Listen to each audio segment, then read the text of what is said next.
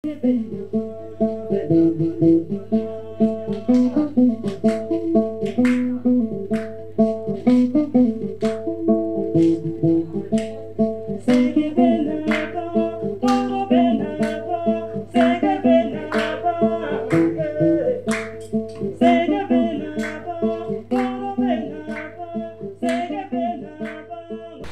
dans le cadre de l'Université féministe d'été de l'Afrique de l'Ouest et du Centre, nous avons aujourd'hui le plaisir de recevoir Micheline, un grand plaisir, une grande militante féministe du Burkina. Bienvenue au Sénégal. Merci beaucoup. Ok, bonjour. Bonjour, Waka. Voilà. Micheline, comment tu trouves l'idée de cette initiative? Comment tu trouves cette initiative en fait? Alors, merci encore de me donner la parole. C'est un plaisir d'être de nouveau au Sénégal avec mes sœurs féministes. Et pour moi, l'université d'été féministe est la bienvenue. C'est une très belle initiative pour notre région, pour les pays en Afrique qui partagent ensemble le français. Et c'est un espace personnel pour moi qui nous appartient, un espace d'échange, de partage, et ça répond à des attentes, à beaucoup d'attentes de beaucoup de militantes, de militants dans notre région, parce que la plupart du temps on participe ailleurs et qu'on n'a pas vraiment ces espaces dans notre région en raison peut-être des coûts que cela engendre. Donc c'est un plaisir d'être là aujourd'hui à l'université d'été féministe et voilà, de profiter de ces moments avec d'autres militantes. Tu es une actrice du mouvement féministe, mais j'aimerais te demander comment tu trouves le mouvement féministe africain d'une manière générale. Ouais. Merci déjà pour la question. Je fais quand même la différence entre le mouvement féministe des pays qui partagent le français et des pays qui partagent l'anglais, parce qu'il y a quand même ce décalage entre les deux mouvements. On a la chance de fréquenter des espaces en Afrique de l'Est, en Afrique australe, et au niveau de l'Afrique de l'Ouest, quand même, je dirais que le mouvement est encore embryonnaire. On essaie de construire, on essaie d'avancer, de mettre les petits plats dans les grands plats pour se retrouver, pour partager des espaces comme celui-ci. Et il grandit, il grandit. On a la chance de compter beaucoup sur les aînés. Souvent, ce qu'on dit, c'est qu'il a peut-être manqué la transition. On découvre aujourd'hui des personnalités qui ont écrit sur le féminisme, qui ont fait des combats féministes depuis des années bien avant, mais que nous, peut-être en commençant notre combat, on n'avait pas connaissance. Mais le fait d'avoir cet espace comme l'université permet de regrouper tout le monde, de discuter des enjeux, des défis qui nous sont communs et de pouvoir avancer ensemble. C'est un mouvement en pleine construction, mais très très intéressante pour moi parce que on apprend beaucoup, on partage beaucoup et il y a du potentiel, il y a des militantes, il y a des militants, il y a des ressources, je dirais, on a des dévanciers qui ont beaucoup écrit sur nos réalités, sur les combats passés.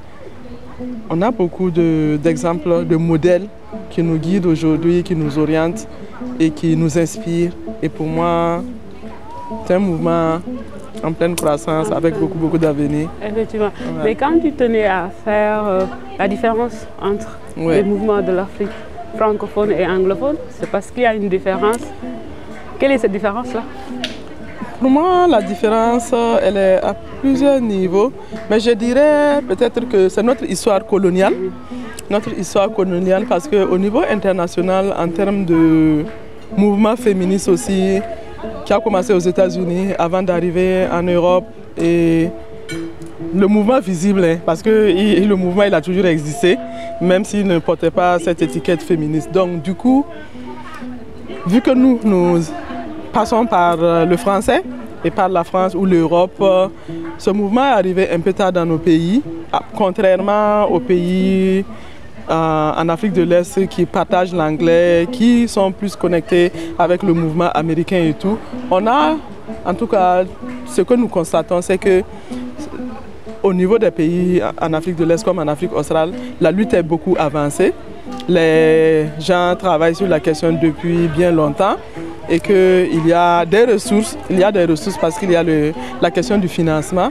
Et au niveau de ces pays, il y a beaucoup de ressources qui arrivent, qui soutiennent le mouvement. Contrairement à notre région où, pour l'instant, on peine vraiment à capter les ressources, à mobiliser les ressources et pouvoir travailler sur ces questions. Donc, c'est une différence assez structurée où on a, que ce soit sur les questions de démocratie, au niveau des gouvernances des pays, ce sont des pays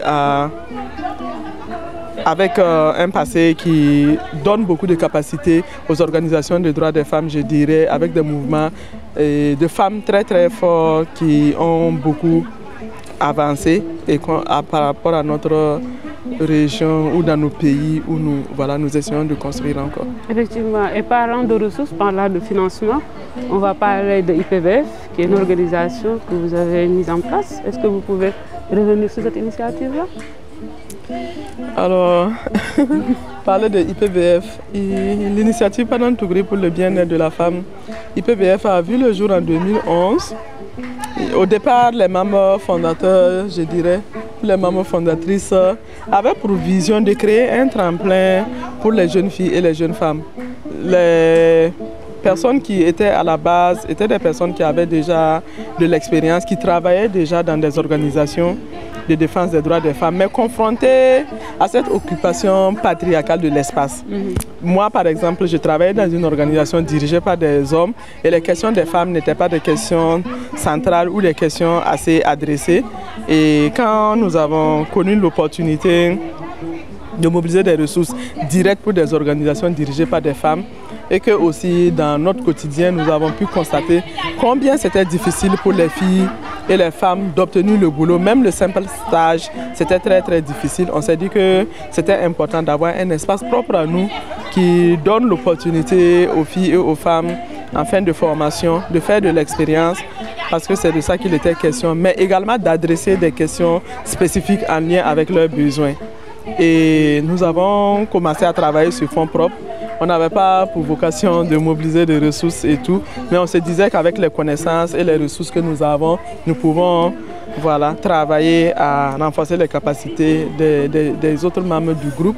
Et ce n'est qu'en 2018 que nous avons commencé à converser avec des partenaires techniques et financiers pour parler de financement. Et le premier financement est arrivé en 2019.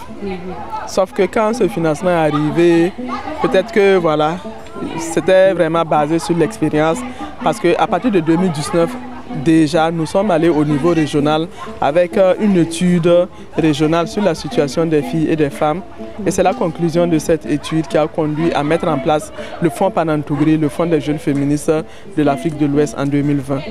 Et voilà, ce fonds finance les groupes et les organisations dirigées par les jeunes filles et les jeunes femmes dans les 9 pays. Ouais, il y a de l'impact, on sent, de loin on sent l'impact de ce fonds-là.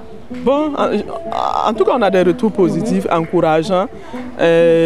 En tant que membre de la mise en place de ce fonds, nous avons aussi un background, un peu d'expérience avec d'autres fonds dans lesquels nous avons travaillé, qui a montré de l'impact. Et quand nous avons vu que ça marchait et que l'étude a révélé aussi ce manque de ressources et l'intérêt et l'importance de mobiliser des ressources pour nos groupes et nos organisations, on s'est dit qu'on pouvait essayer de reproduire ce qui a marché ailleurs pour que ça puisse aussi impacter d'autres organisations et surtout les groupes dirigés par les jeunes filles et les jeunes femmes.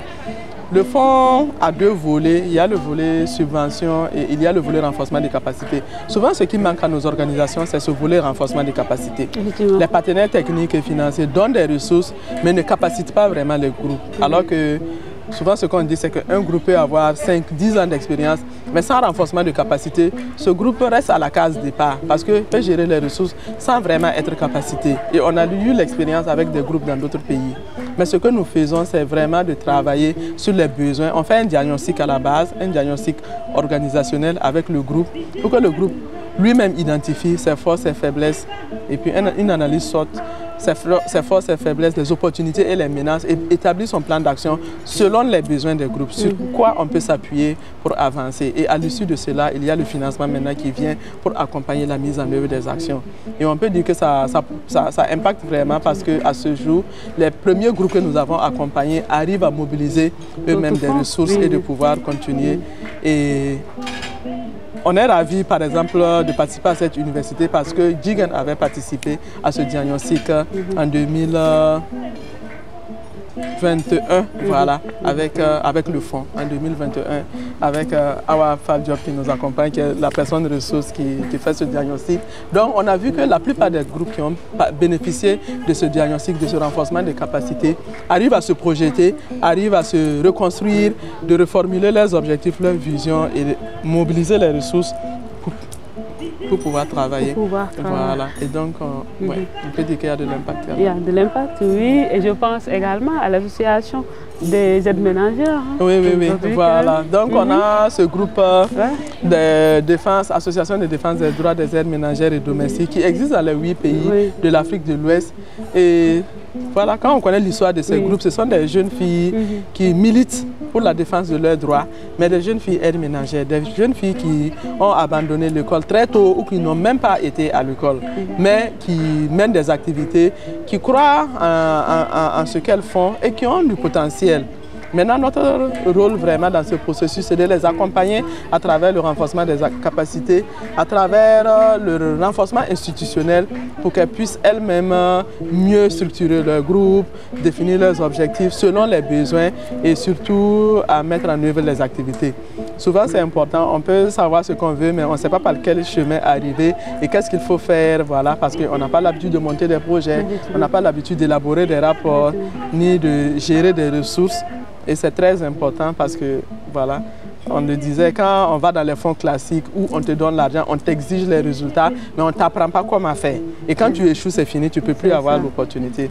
Mais là, quand même, on apprend au groupe, on les accompagne à faire cette gestion, comment gérer, comment produire des rapports, sans être dans le classique, parce que c'est de ça qu'il est question, avec des approches féministes. Le plus important étant de capitaliser, de documenter nous-mêmes, voilà, ce que nous faisons et où nous voulons arriver pour que ça puisse vraiment servir d'exemple et impacter aussi nos communautés. C'est vraiment de ça qu'il s'agit parce que nous, par exemple, quand on dit de là où nous sommes, on voit que oui, les fonds ne sont pas assez féministes, c'est inaccessible parce que parfois, les conditions qu'on te demande, si tu es une petite organisation, peu importe l'impact que tu produis au sein de ta communauté, les gens ne te financent pas. Tout à fait. Je pense que lors d'un plaidoyer en janvier à Paris, j'ai eu à dire ça à l'AFD, l'Agence française de développement, parce que nous-mêmes, en tant que structure nationale, mais avec maintenant le fonds qui est régional, on ne peut pas postuler. Parce que les conditions sont telles qu'on ne peut pas postuler. On demande tellement aux groupes et que ce sont les mêmes groupes classiques qui ont toujours accès. Mais comment faire que les petits groupes